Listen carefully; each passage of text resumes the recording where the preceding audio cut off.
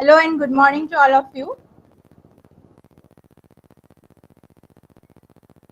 Now the fourth lecture of the FDP program is about optimization techniques. Our expert guest for the session is Dr. Ellen Patnaik, who is presently working as an associate professor in the Department of Production and Industrial Engineering, also serving as the associate dean of PG Studies at Birla Institute of Technology, Mesra, Ranchi. Sir has around 25 years of teaching and research experience in broad areas like statistical tools in quality engineering, applications of soft computing, manufacturing system, and supply chain optimization, lean and reconfigurable manufacturing, modeling, and simulation, etc. Sir has earned his PhD degree from the Department of Mechanical and Industrial Engineering, IIT Roorkee in 2006, and Master of Technology from IIT BHU Varanasi in the year 1997. He has got his engineering degree in 1993 from Institution of Engineers India. Sir has guided 3 PhD scholars, 15 MTech scholars, and around 50 UG projects till date. He has more than 70 published research articles in various international journals and also has book chapters and conference proceedings with reputed publishers like Taylor and Francis, Springer, De Gruyter, IndoScience, etc. Sir is also acting as a peer reviewer for many index journals of high repute. He is recognized as a lean expert by National Productivity Council, New Delhi, to provide consultancy for lean implementation. He has also authored a book titled Analytical Tools in Research, published in 2017. Sir is a fellow of Institute of Engineers India and has associated himself with several professional activities like organizing conferences and seminars, delivering invited talks, chairing technical sessions, reviewing conference proceedings, etc. Sir is presently acting as University Coordinator for INCLIBNET UGC and President of NDLI Club at BITS Mesra. He is also actively contributing to extracurricular activities of students and founder and faculty advisor for Society of Industrial Management and Engineering, a student body at BITS Mesra. Today, Sir is going to discuss about the topic soft computation and evolutionary algorithms for optimization. Welcome, sir. Please. Thank you, Dr. Misra, for this kind introduction. So, without taking any more time, let me go to our topic of the discussion today. So, I'll share my slides first.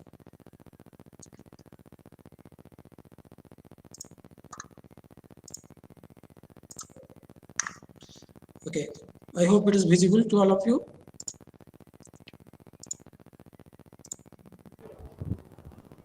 All right. So,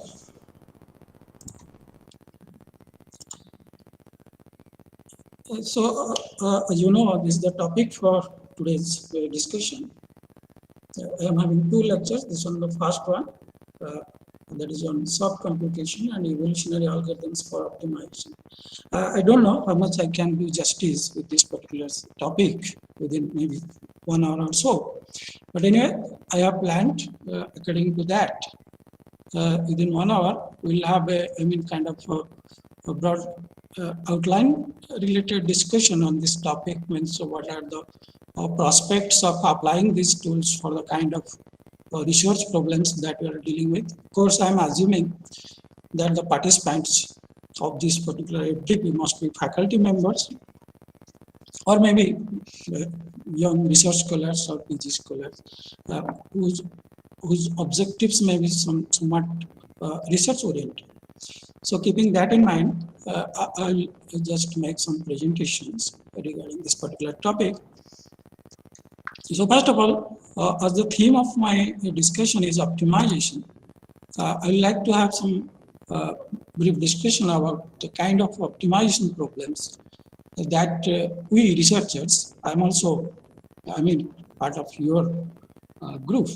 I'm also a faculty, I'm also doing research like you. And so we can have kind of interaction and discussion. That what are the kind of optimization problems we usually encounter and how we are dealing with that. So we'll spare some time for that. Then we'll proceed about the two main topics or maybe subjects of today's discussion, that is soft computation as well as evolutionary algorithms. So how these two tools or approaches are helping the optimization problems to be solved. So the outline of the presentation, I'll discuss little bit optimization, then we'll discuss some classification and features of various optimization problems. Of course, I'll focus more on multi-objective optimization because mostly the kind of problems we are dealing with during the research are multi-objective in nature. So how to handle multi-objective? So I will take some time for that. Then we'll discuss what are the various soft computing based tools which are used for research works, and the kind of examples that we'll cite will be from manufacturing. Of course, as you all know, optimization has forwarded to all the fields of application. It's not only limited to manufacturing or mechanical. You can find the application of optimization in social engineering, in management, in industrial engineering, in medical field, you name it. So whenever we are doing some kind of research, be it development of new material or maybe improvement in the process or system, be it mechanical, electrical, or any system for that matter. So we come across a situation where we want to optimize the things, the response, the output. Typically, there will be some inputs, there will be some factors or parameters which affect this response or output. So our goal is to control those variables or the input factors so that the response or the output becomes optimum. So it can be maximum case, it can be minimization, or it can be kind of nominal, the best. Suppose you are having a target value. So what I mean here is that we have a wide range of problems that we can face depending on our specialization and interest, research interest.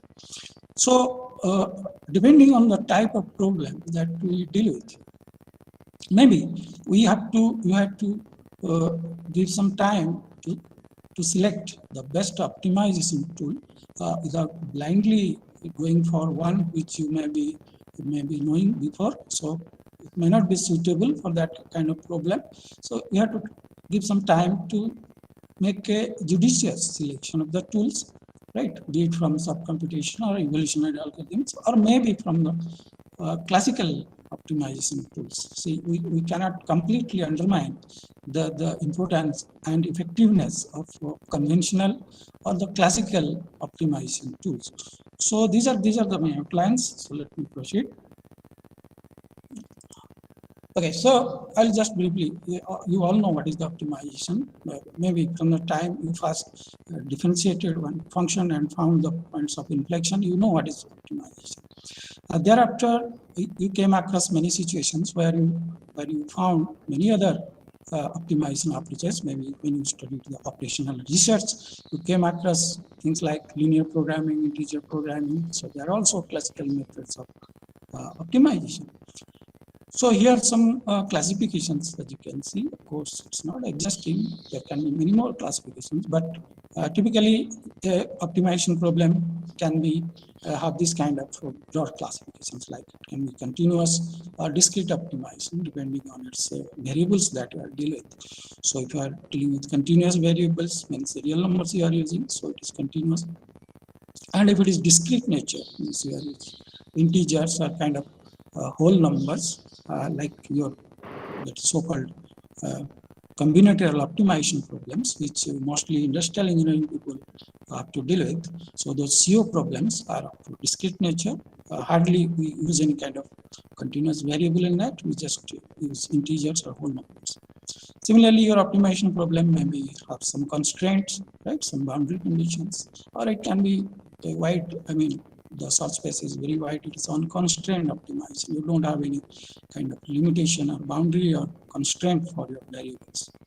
Similarly, the number of objectives that you want to include in your problem, research problems, based on that, it can be single objective, multi-objective, or recently people are talking about many objectives. Many objectives means more than 4 objectives. So 4 or more than 4 objectives. So that kind of, and of course these objectives are mostly in conflict, in trade-off. So we have to find some sort of Pareto optimal solution. I have some slides for that later.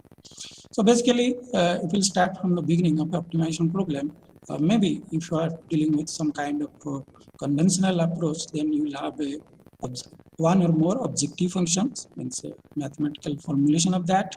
Along with that, you may have some equations for your constraints. If you have some constraints, it can be inequality constraints or equal constraints, and of course some variables with which you are playing, changing, and to arrive at the best value of your objective functions.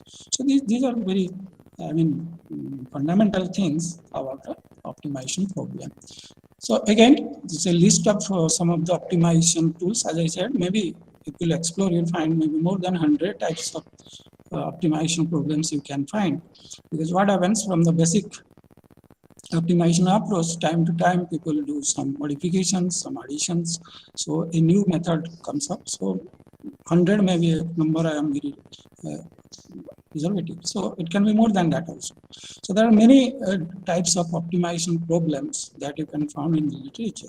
And the problem is when as a user, you have to select one. So as I said before, that we have to spare some time to understand that what kind of problem that we are dealing with and what type of optimization approach or model is suitable for that. So once you have done that, then maybe you have make a good beginning. Of course, thereafter there are a lot of tasks, but it should be, the tool should be selected properly. That is what I mean. So here quickly you can see the kind of things: linear programming, combinatorial optimization, multi-objective optimization, quadratic programming, TSP or the traveling salesman problem, nonlinear programming, semi-infinite programming. So there are many variants of these classical as well as non-classical approaches of optimization. Classical, as I'm saying, if you look at the history of evolution of these optimization theories, you'll find maybe before 20, 30 years back, people used to have all these classical approaches for their optimization problem. You pick up any journals from 80s or 70s, you'll find the optimization problems are being solved using like integer programming, mixed integer programming, things like that, which are classical OR-based tools. And slowly, as the advent of these kind of soft computation-based tools, like started with the genetic algorithm, and these genetic algorithms suddenly become very popular among all the researchers as an alternative to these classical approaches, right? So we have to understand why that happened, and still now also, the soft computation tools are being preferred by the researchers over these classical approaches, right? So that is the theme of our discussion. Okay, before that, I'll just take some time to explain you something, the difference between the single and multi-objective optimization problem. Suppose we are dealing with a multi-objective optimization problem, we have to understand the concept of this non-domination, or which is giving you a set of solutions, which is Pareto set. So what exactly is this Pareto set and why it is important for multi-objective optimization? Let me explain this. Of course, you can see the axis here. The F1 and F2 are the two objective functions. You can see. Suppose the researcher wants to maximize the axis F1, objective F1, and to minimize the objective F2, right, the y-axis. Suppose these are the 5 feasible solutions, x1 through x5, he found through some means. Let us say, we are not going to know how he found, but he found these 5 solutions as feasible solutions, which is satisfying to the conditions of that problem. Now, if it, as it is a multi-objective problem, out of these 5 solutions, which solutions to take, right? Which solutions to take? As in case of these multi-objective optimizations, what happens? There will be some trade-off. Trade-off means conflict between the objective functions, right? Suppose cost and some of the material property. So if you want to enhance the material property, right, at the same time the cost is increasing. So where you will stop? So we have to balance. The researcher has to balance between these trade-offs, and some solution they can take from which the decision maker, that's called the DM, can select one one objective has more priority and a single solution can be picked up. So as you can see here, these 5 solutions are feasible solutions. Then there is something called non-domination of the solutions, right? So here, let us see that the solution X1, if you can see the X1 in this plot, the solution X1 is better than solution X2. The solution X1 is better than solution X2, right? Whereas solution X5 is strictly better than solution X1. As you can see, X1 and X5 are at the same coordinates, same heights, right? So that means in terms of objective F2, they are at par, at level. Whereas for objective F1, X5 is much better than X1, right? So those solutions, for example, let us say solution X1 again. X1 is better than X2 in all the respects. I repeat this, X1 is better than X2 in all the respects. Respects means objectives, because X1, the F1 is more than X2 and the F2 is less than X2. So X1 completely dominated X2. X1 completely dominated X2. So when you have all these solutions and if X1 is present, then there is no point in considering X2. X2 is completely discarded from your consideration because it is fully dominated, right? Whereas the oval you can see here with a P mark, P is standing for Pareto here. The solutions X3 and X5, let us see. The solutions X3 and X5, they are called non-dominated solutions. Means they are not completely dominating each other. For example, the solution X5 is having a better value of F1 compared to X3, whereas X3 is having a better value of F2 because it is less than X5 in terms of F2. So we can consider these X3 and X5 as the set of Pareto solution P, set of P for this particular optimization problem. No need to consider the rest of the 3 solutions. They are all completely dominated and discarded. Now, out of these X3 and X5, the decision maker can select one, whichever. If the F1 objective they give more priority, then they may go for X5 solution. Or if they give more priority to F2, they can go for X3. Similarly, not necessary that you will get 2 solutions. You may get more solutions, 10, 20, 30, like that as Pareto sets. So out of that, finally, one solution has to be selected to be implemented. Right? So this is F1 maximize and F2 minimize. So if you have understood this, so I have just made some question for you. If you can think on this. Suppose both the objectives are maximization. Instead of F1 maximize and F2 minimize, suppose I made F2 also maximize. Both are maximized. So what will be the set of Pareto solutions out of these 5? So you can think about that, right? Similarly, if both are minimizations, right? F1 is also minimization and F2 is also minimization. Then what is the set of Pareto solutions? Of course, I have mentioned the answer for this. You can see when both are maximization, both F1 and F2 are maximization, you can select the solution 2 and 5 as the Pareto optimal solutions because they are non-dominating. Rest of the solutions are dominated.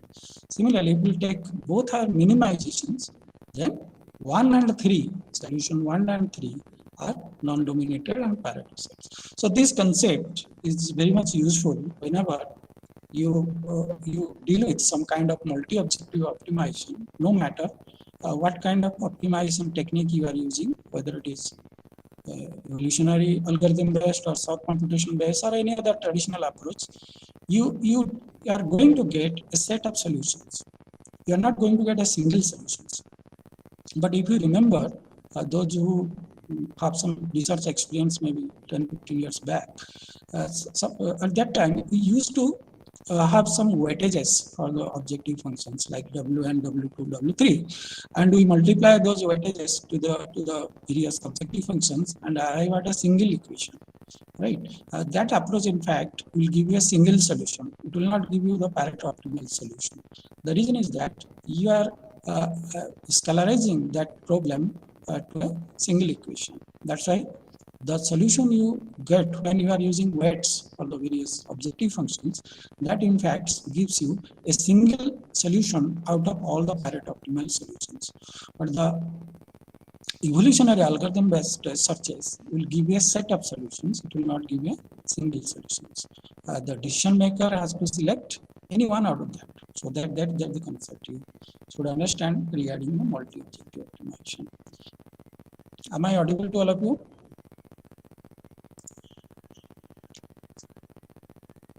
Yes, sir.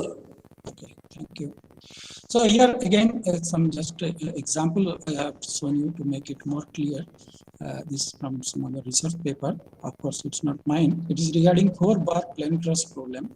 And as you can see, there is a zone that is being marked out little bluish, and that is the feasible solution zone. That is the short space. Rest of the points are not feasible solutions. So out of that, again, if it is a problem of minimization of both F1 and F2, so some Pareto optimal solutions, only 5 Pareto optimal solutions are identified, which are lying on those blue lines, right? And the extreme end, actually Pareto gives you a front. That's why it's called a Pareto front. So depending on the dimension of the problem, suppose you are dealing with a 2 objective problem, then the Pareto front will be 1 dimension less, means you'll get a curve, means just a line. And when you are dealing with a 3-dimensional optimization problem, means you have 3 objectives. So in space, the Pareto will have a 2-dimensional, means it will be a plane. Likewise, you can extend it if you have a higher level of optimization. I mean higher numbers of objective functions. It becomes a hyperplane, although you may not express it in graph, but yes, it is a hyperplane. And the Pareto front will be 1 dimension less than that. And the solutions which are lying in this Pareto front, that you have to select from. Right. So let us see. Okay. So these are some of the limitations of the classical optimization problem. No need to highlight that. There are some problems with classical optimization problems mostly the practical problems does not come into that framework which the classical optimization problem needs. It is very ideal in that sense. And of course, it has the advantage that it always gives you the exact solution, which these recent algorithms they cannot claim for. This is a distinguishing feature. So if you want the exact solution and your kind of research problem falls within these classical optimization problems, then I will advise you to go for classical optimization for that. But there is another disadvantage associated with this. It's I'm saying, of course, unofficially. See, whenever you are, I mean, if you have objective of publishing some kind of work and you are using some classical optimization method, you have to justify it to a very large extent. Otherwise, the reviewer may say, what is the novelty in this? So usually, peer reviewers like to have some kind of novelty in the optimization approach rather than have the classical optimization approaches. Until and unless it is highly justified. So I am not saying it is completely obsolete, but yes, the use has been reduced to few works.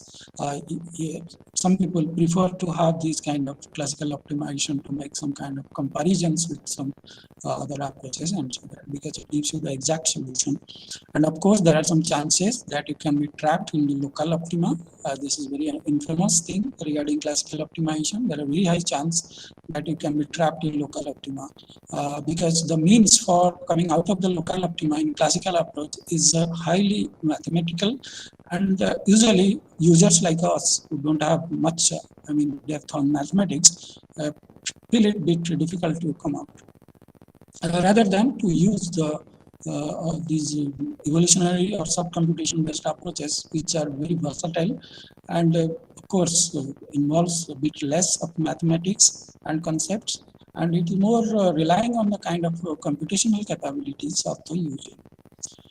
Right. So these are the limitations. I'm not going to detail. So now the first topic, the theme of our discussion is sub-computation tools. How it is helping or facilitating the optimization problems. So in the sub-computation, as you know, the tools like these artificial neural networks, fuzzy logics, and genetic algorithms. These are the three prime tools which are under the sub-computation, and of course the hybridization of that. Sub-computation, as you can see in this red font, is actually giving you some scope of approximation. In fact, as I said, it is not going for the exact solution, but it giving you a very cost effective with a very less time of computation and a kind of robust solution, which is you want in reality, right? It may not be exact, but it serves the purpose for which you are doing the research.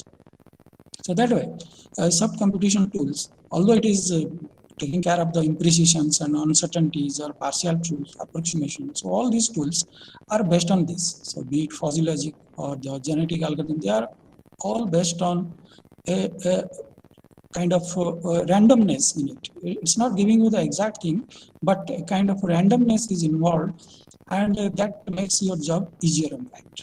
Right. So briefly, I'll just talk about these tools. Otherwise, it may take a lot of time to discuss these tools complete. So ANN, as you know, it is just imitating the way the brain works, and the properties of the brain of like a pattern recognition, as we are recognizing many patterns and making many decisions based on the previous inputs. So that characteristics of biological neural network is imitated in an artificial neural network to solve many such situations where we want to make some decisions similar to a human being. As you can recognize many patterns, colors, voices of people we are associated with. So how an artificial neural network can be developed, maybe based on your experimental data, so that it can predict the kind of predictions we are making, right? Even the quality of prediction is not getting affected if the input variables are a little bit noisy. That is the point here. So as a biological brain can identify the friends, even if the friend is having some disguise. Similarly, the input variables may be slightly noisy. Still, the neural network may predict and accommodate that. That's the property of soft computation compared to hard computation, that it is tolerating the imprecision and the approximation in the input data. So if you'll explore the application of this ANN in the research field, particularly, maybe I again assume that you are from mechanical production background. So you'll find there are a plethora of work which makes use of these ANNs for various kinds of predictions and optimization problems. I have few examples.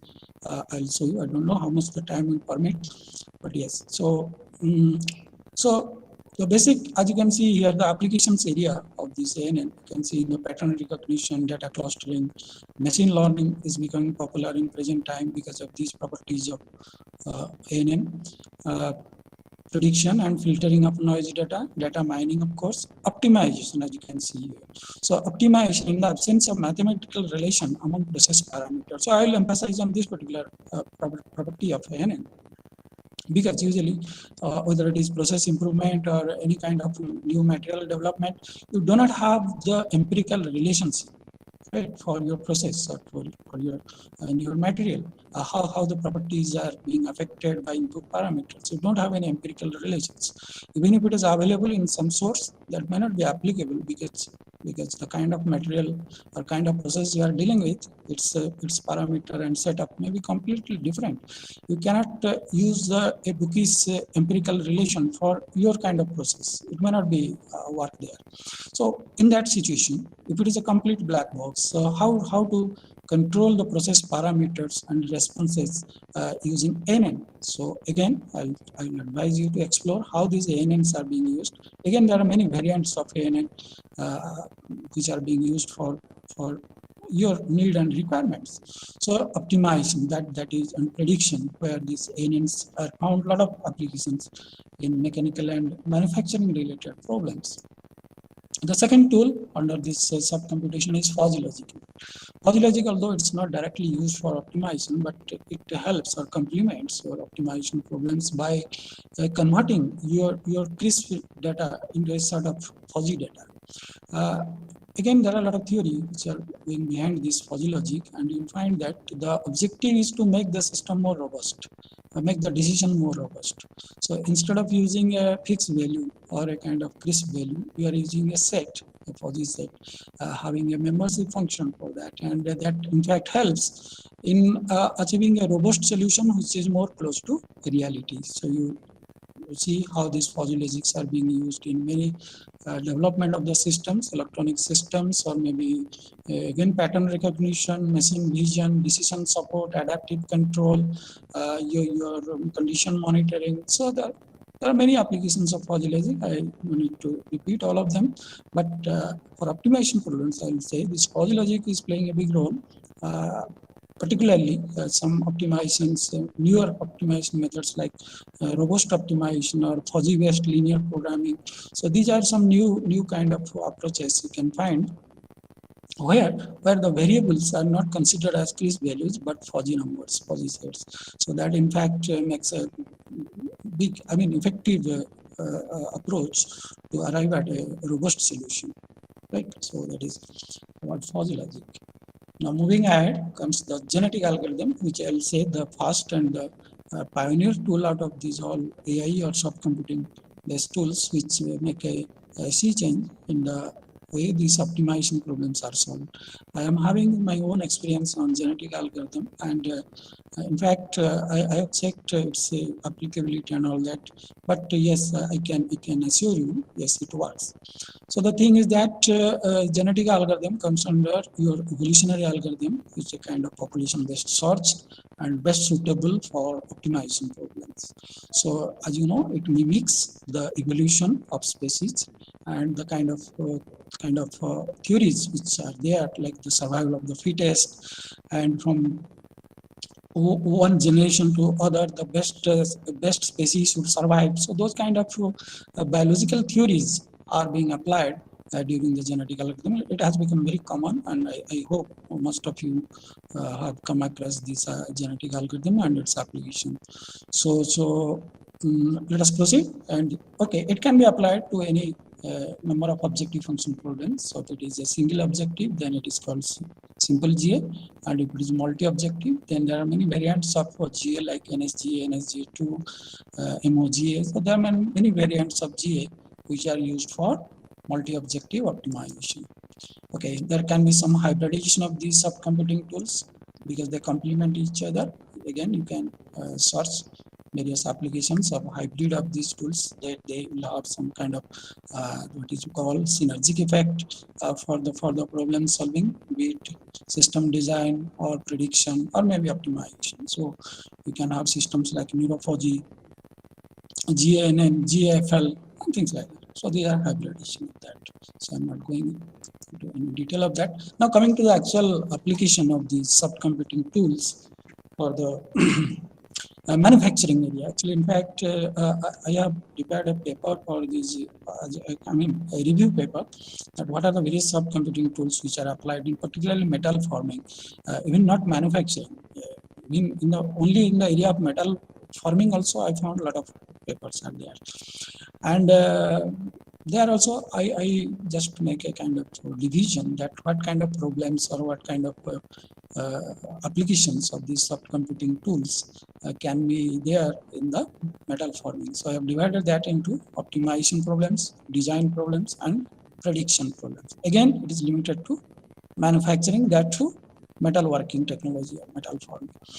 So in the optimization, I have found many papers like how to optimize the energy consumption in various metal forming processes, maybe optimum number of passes, how to decide the optimum number of passes for wire drawing or rolling process like that, which needs some number of passes. Then how to find the optimum loading path in the THF, that the tube hydroforming process. So it is up to the researcher to bring the problem to the framework of the subcomputation and design accordingly. Of course, it needs some skill and creativity, that how your problem you can bring within the framework of the subcomputation tool. Otherwise, maybe at the first look, you may not able to think that, yes, this problem can be solved using subcomputation tool. So you have to understand what are the features of any subcomputation tool, and what is the needs of your problem, then how to bring them or kind of merge them. For example, what kind of representation you have to use, what kind of objective function you have to use. So slowly one can bring it to the subcomputation framework, and then you need some kind of coding and solving the problem. Similarly, subcomputing you can find in the design related with the metal forming, like the design of the dies, preforms, tool design, jigs fixture, so you name it. So whenever there is some kind of design also, these subcomputing tools are also found. You can many papers of GA applications in tolerance design and things like that. And another category is for prediction. So prediction is something where you do not know how the material or the process will behave after some time. For example, the most famous one is the spring back or the wrinkle effects that happens during the sheet metal works. You know, that due to that elasticity, when the load is removed, then the sheet metal may spring back. But to what extent it will spring back is very unique for that particular workpiece. You cannot have an empirical relation which will tell you that what should be the spring back. It will not work. So as I said, it's a situation of black box. So for your problem, you have to see how much it can spring back. Of course, you can use simulations for that. But simulations will, maybe you have to have many situations and see how it is springing back.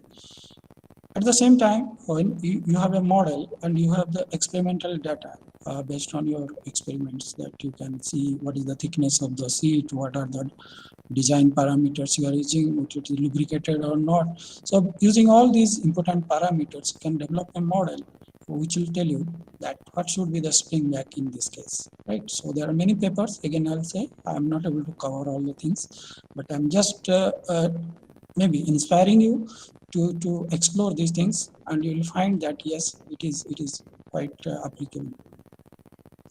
Again, you can predict what should be the roll force, what should be the roll torque, what should be the forging load prediction, right? It is only limited to metal forming, as you can see, but you can go beyond this. It is applicable to any other system or process for that matter, right?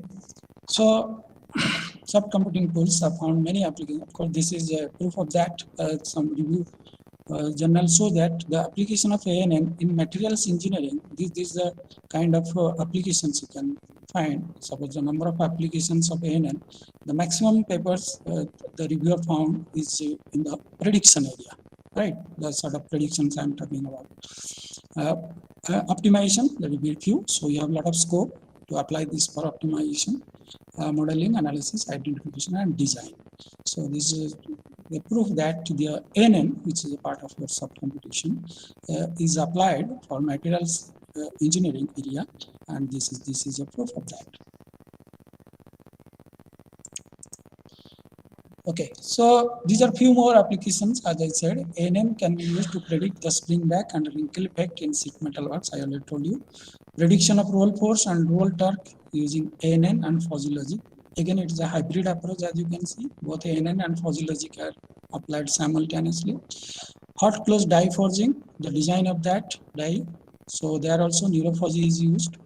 Again, tube hydroforming, GNN is used. Fuzzy logic is used in the scheduling of tandem roll milling, rolling mill, right? Neural network for optimum clearance prediction in sheet metal blanking process. So see, there are many classical problems in manufacturing or mechanical engineering, and they are already dealt with using your classical approaches, right? The same thing is now replaced by these newer kind of optimization and prediction approaches. That is what is happening now. ANN and fuzzy logic in automatic supervision, diagnosis, and okay. So there are many varieties of problems.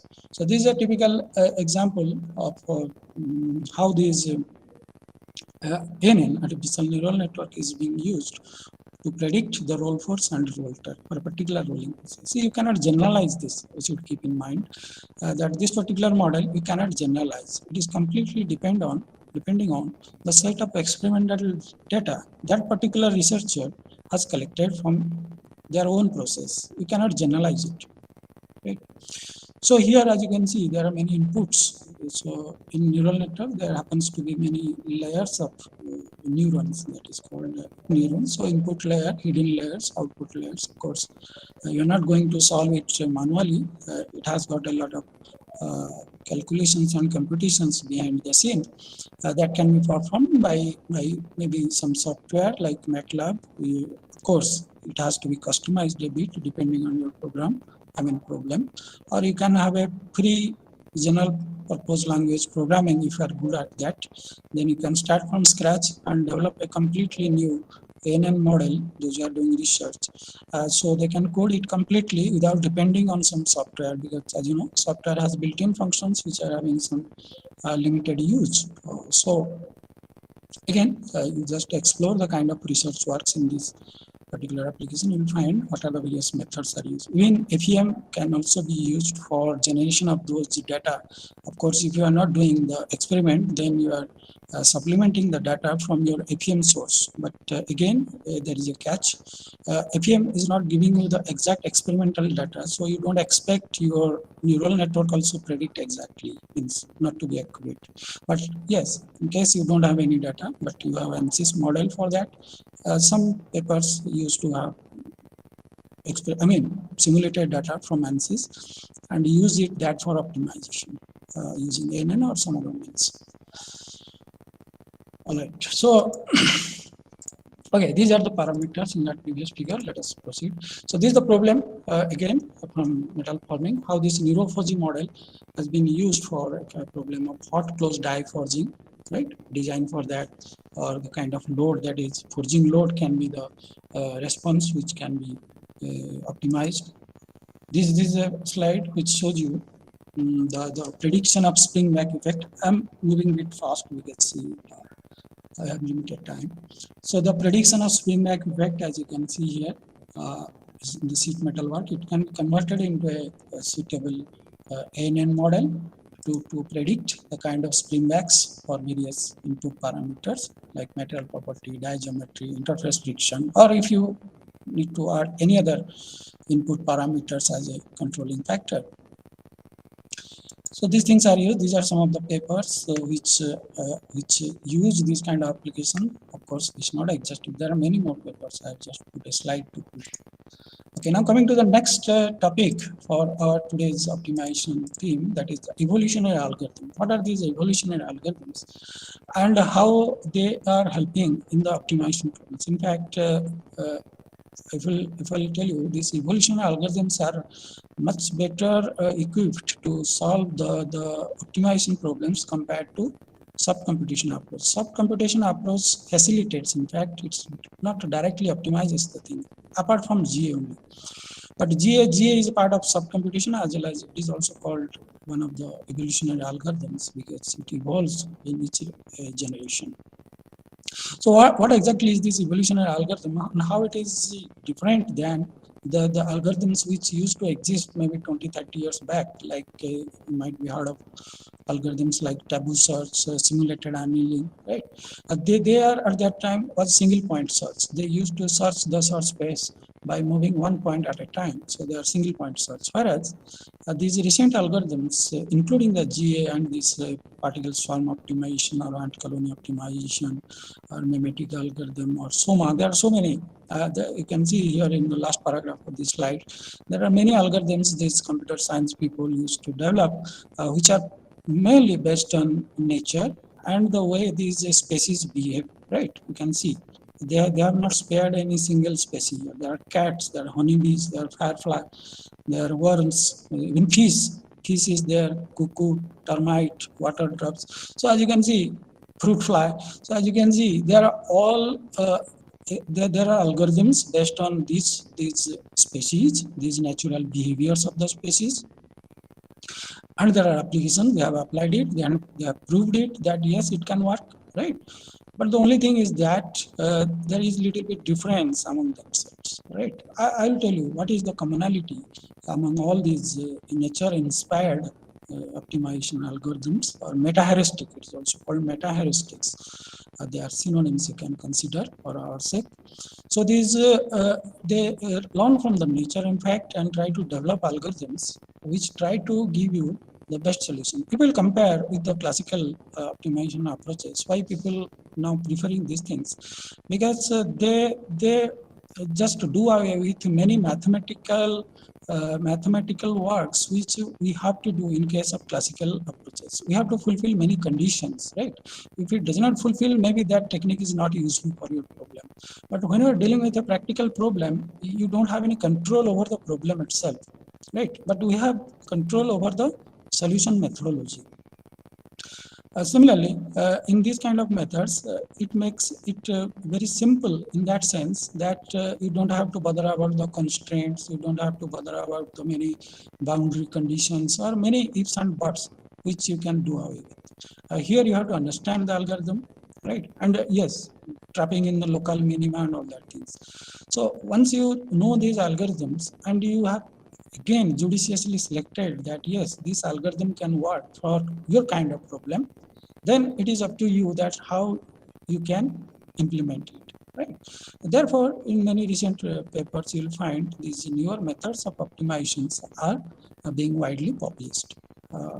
Apart from the kind of novelty the reviewers comment upon, apart from that, these algorithms are finding better applications. So, yes, these are also called population-based search meta-heuristics. These evolutionary algorithms are also population-based. Why it is called population-based? Because they search a single population at a time. They don't search single point at a time, unlike the methods I told you. So they take a single population and they evolve that population from generation to generation. And during that evolution, they try to improve some kind of performance measure of that population, right? That we call maybe a fitness function in case of genetic algorithm, or maybe some other name for some other biologically inspired algorithms. But the core values, the core commonalities among all these population-based meta-heuristic is that you start with a random population, and the population consists of some probable potential solutions. Each of the individual in that population must be a potential solution for your problem, whatever your problem is. According to that, the researcher has to design it, make some representation, some kind of chromosome formation, right, for the problem, so that each solution represents a particular species or kind of living being, or you, depending on the problem. If it is a, then maybe a individual. In case of a genetic algorithm, there will be parents, there will be kind of reproduction, then there will be next generation. So there are a lot of process similar to biological process that happens, but the objective is that the next generation should be better than the previous one. And if you will do this iteration for many times, maybe 1,000 or 5,000 times, then ultimately you may expect that at the end, the kind of generation that you are having is the best generation. In fact, that is the solution.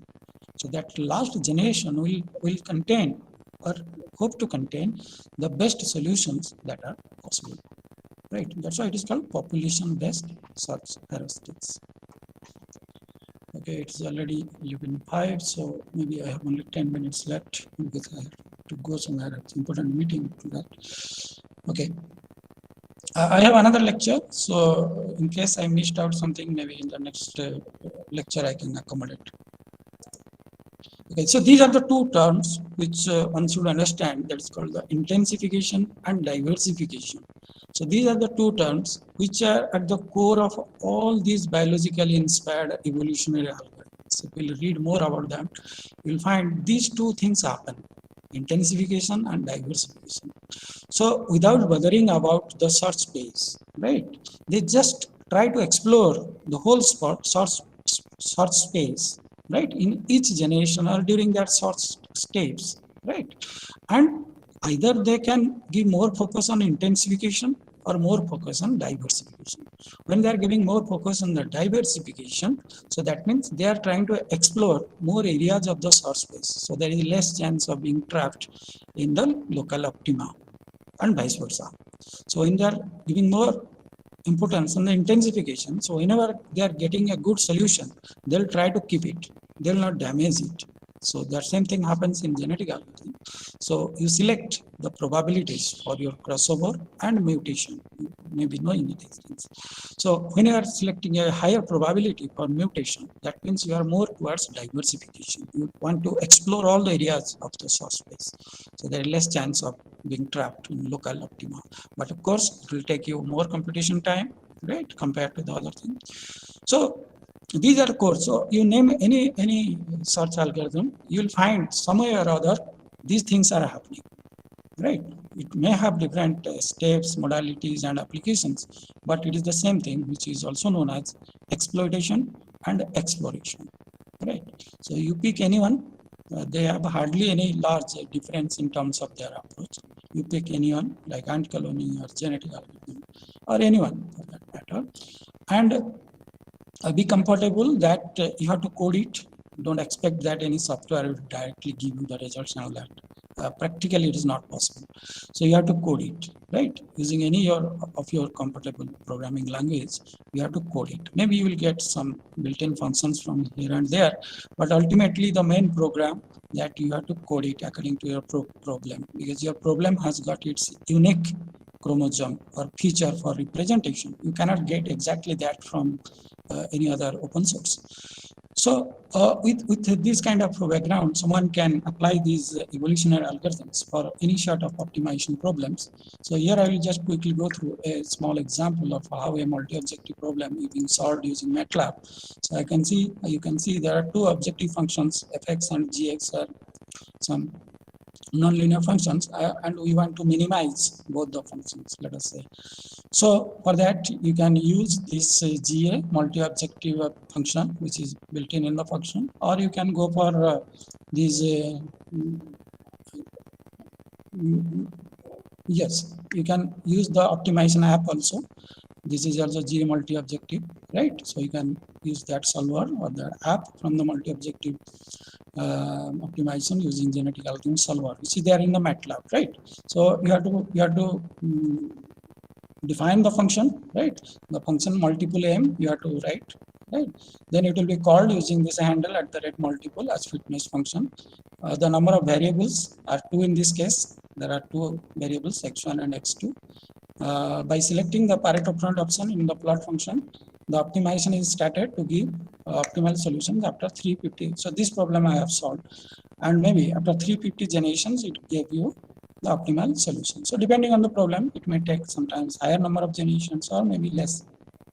So whenever it will find the Pareto optimal front, it will give you. So as you can see here in this slide, so this is the exact output or the result of that by objective optimization problem. As you can see, objective 1 in x-axis and objective 2 in y-axis, and it is both are minimization.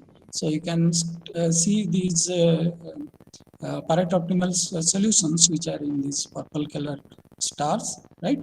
So again, if you can remember what is the meaning of Pareto optimal solutions, you can again check. You cannot select a single solution as the best one, right? Because all are equally good. Pareto solution means you cannot discard a single one. It may be better in one objective and worse in the other, but you cannot discard anyone. You just pick anyone. All are equally good. So finally, the decision maker can select anyone's solution out of this, which is practically applied and feasible for their process or system and can be applied.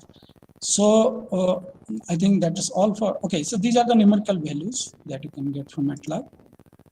Okay, to conclude how to make use of these kind of things. So these are some of the concluding remarks from my own experience, that to apply this SC and ES for optimization problems, the following prerequisites and limitations are there.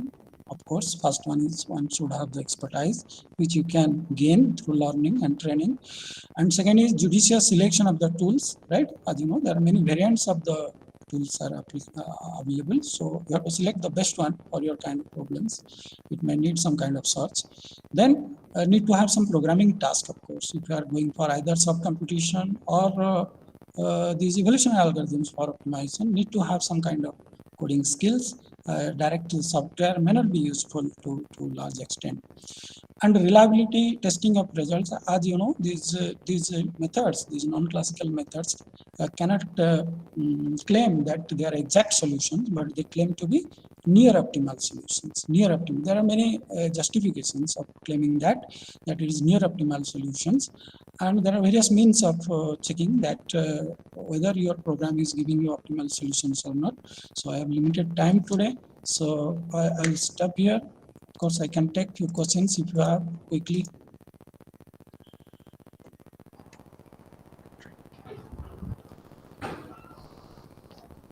Thank you very much, sir.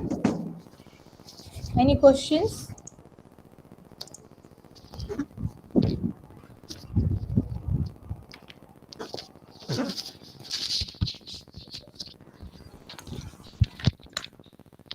All right.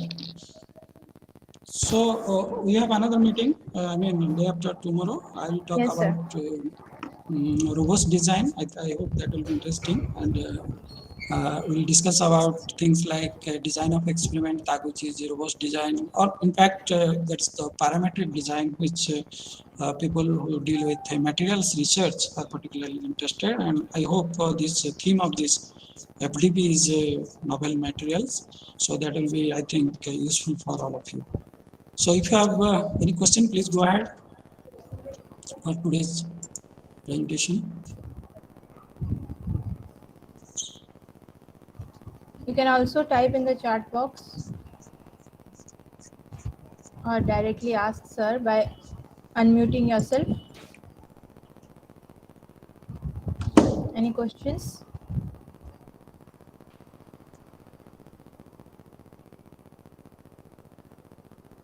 I think we don't Okay, have any no. questions. No problem. So thank you so much, sir, for your valuable insights on optimization techniques. It will be great help for all of us. And thank you for giving your valuable time to us. Thank you so much, sir. Thank you. Thank you so much for giving this opportunity. Thank you. It was my pleasure. Thank you. Thank you, sir. So I'm leaving this meeting. Thank you.